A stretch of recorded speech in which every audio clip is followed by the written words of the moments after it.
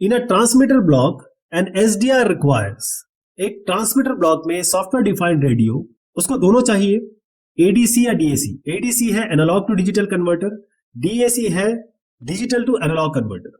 दोनों चाहिए, केवल एडीसी चाहिए, केवल डीएसी चाहिए, या ना एडीसी ना डीएसी चाहिए? क्या लगता है आपको इसका सही उत्तर क्या है?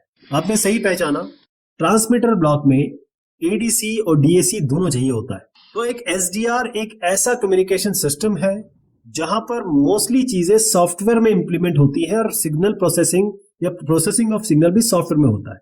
मोस्टली कंपोनेंट इसके हार्डवेयर की जगह सॉफ्टवेयर में हम इंप्लीमेंट करते हैं। तो कोई भी एसडीआर की बात करेंगे तो उसमें टीएक्स होगा, आरएक्स होगा, ट्रांसमीटर सिस्टम होगा, रिसीवर सिस्टम होगा। जब हम एसडीआर के ट्रांसमीटर सिस्टम की बात करते हैं तो यहां पर ट्रांसमीटर में काफी सारी चीजें होती है। सिग्नल जनरेशन और मॉड्यूलेशन जो सॉफ्टवेयर के अंतर्गत होता है।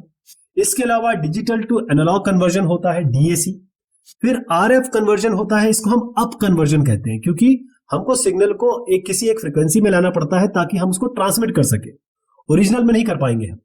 पावर एम्प्लीफिकेशन होता है, क्योंकि सिग्नल वीक है तो उसको हमको पावरफुल बनाने के लिए स्ट्रेंथन करना पड़ेगा।